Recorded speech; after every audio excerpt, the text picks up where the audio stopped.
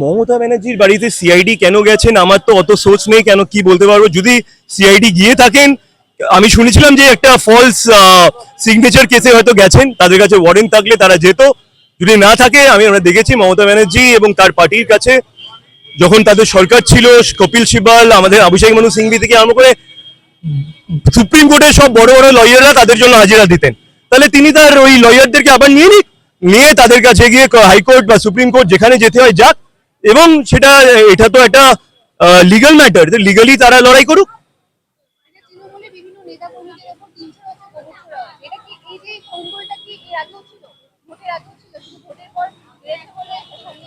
দেখুন, আমি আপনাকে একটা কথা বলতে চাই, আমরা যারা কংগ্রেস করি না, আমরা জানতাম যে এই তৃণমূল পার্টিটা যেদিন পাওয়ারে থাকবে না, এই পার্টির অস্তিত্ব থাকবে না। কেন এরা এত চুরি। দেখুন, আমাদের তৃণমূলের অনেকের সঙ্গে আমাদের যোগাযোগে ছিলাম, একটা সম্পর্ক ছিল।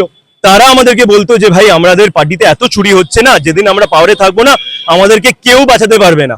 আর দেখুন আজকে সেটাই হচ্ছে।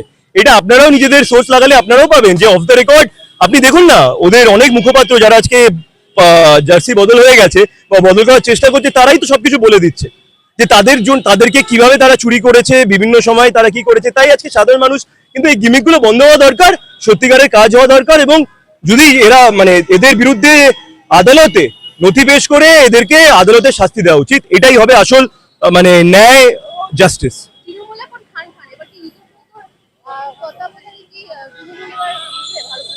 ঋতব্রতকে নিয়ে আমরা কংগ্রেস পার্টি কোনো কথা বলতে চাই না। ঋতব্রত কে? ঋতব্রত ছিল 34 বছরের বামফ্রন্টন সরকারের লাস্ট মুখটা। তা আমরা শুনে দেখেছিলাম যে দিল্লিতে একবার মমতা ব্যানার্জিকেই ধাক্কা মারলো। মমতা ব্যানার্জিকে যারা বেশি গালিগালাজ করতো, অসাংবাদিক ভাবে তাদেরকেই মমতা ব্যানার্জি বেশি পছন্দ করতো। বাবুল সুপ্রিয়, এই যে আপনি বললেন ঋতব্রত, এরকম অনেক উদাহরণ আছে। তাই এদের ব্যাপারে আমরা কি বলবো? আমরা মানুষের জন্য লড়াই করতে এসেছি, গরিব মানুষের জন্য। আমরা কংগ্রেস পার্টির ঝান্ডা ধরে সেই লড়াইটা করছি, এইটুকুই। দেখুন, এটা তো আমাদের তৃণমূলের জমানায়ও হয়েছে, আজকে বিজেপির জমানায়ও একই হবে। আমরা বিরোধী দল, আমাদেরকে আটকে দেওয়া হবে, এটা আমরা জানি বিরোধিতা কি করে করতে হয়। 15 বছর ধরে আমরা বিরোধিতা করছি, আগামী দিনেও আমরা বিরোধিতা করতে দেখিয়ে দেব।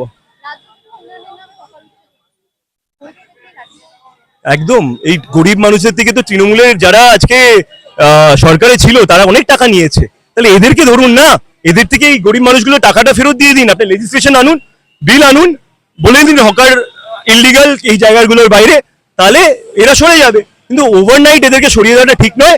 আর যদি সরিয়েও দিচ্ছেন, এদেরকে কম্পেনসেশন দিন। কেন এরা যে টাকাটা তৃণমূলের গুন্ডাদের দিয়েছে, লিডারদের দিয়েছে, ইউনিয়নকে দিয়েছে এবং পুলিশকে দিয়েছে, সেই টাকাটা তাদেরকে ফেরত দিয়ে দেওয়া উচিত।